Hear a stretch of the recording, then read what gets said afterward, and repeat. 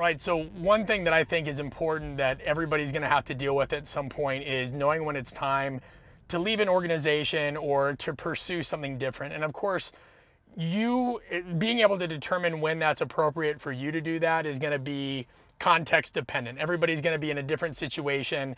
And so I was just asked by somebody that listens to the podcast, how did I know when it was time for me? So I'm going to specifically talk about during the time after I had done internships and graduate assistantship, and I had been with a company for about 6 years. It was a company that I loved, I really appreciated being a part of, and it taught me a great deal, but I knew at a certain point that it was time for me to leave. And there were certain factors, right?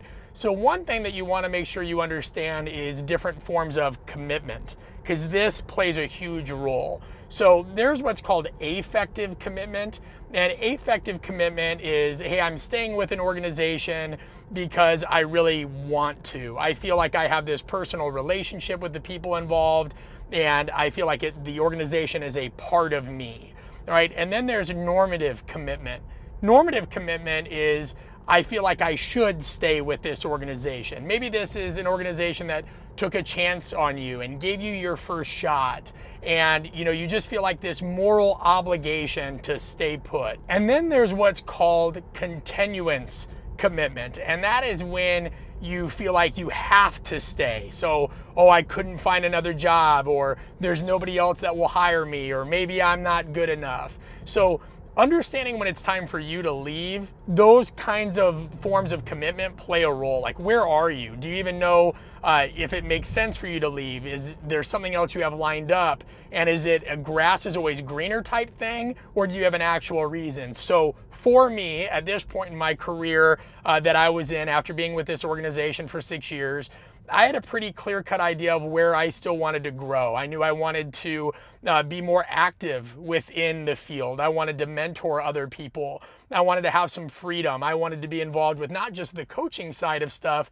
but also understanding more about business, because I knew that was a skill set that would help feed my family for the long term, right? There's certain jobs that no matter how good you are at them, that it's not up to you. And I know that even if I take a job in the future with a professional sport organization or another company or what have you, I will be fully committed to whatever I'm doing at the time. But you also just can't be disillusioned into thinking that the people within that organization in totality go to sleep at night worrying about you and your family. That's just typically not how the world works. So when I decided it was, all right, I know I'm not trying to be an opportunist here.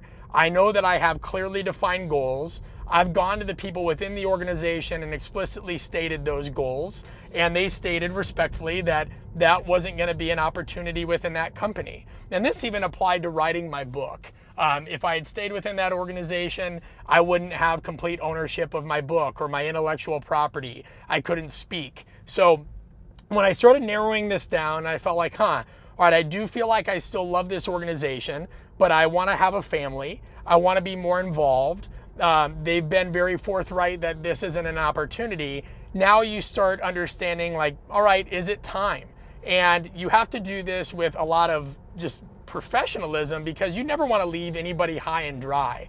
And I think that's a really bad thing to do when certain people get jobs and they're already thinking about the next job. So I'm going to tell you right now, if that's where you're at, you think it might be time to leave, but really you haven't given this job a certain amount of time, then you need to rethink what, your professional candor here. And you also need to consider this.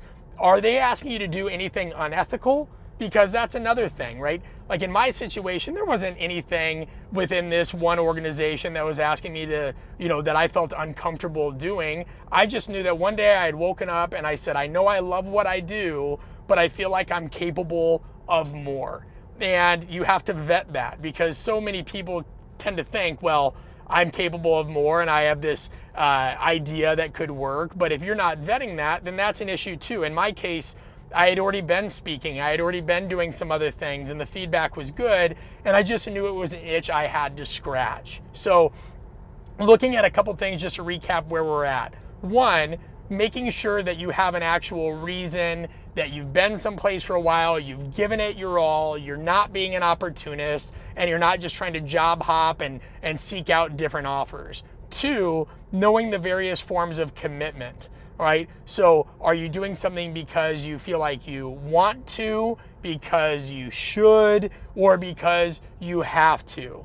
Then identifying what skill set or what thing you think you're actually going to provide or put out into the world, and consider all the worst case scenarios. Because it's one thing to think, oh, I could do this and I could do that, but what you're not considering is, what if it fails?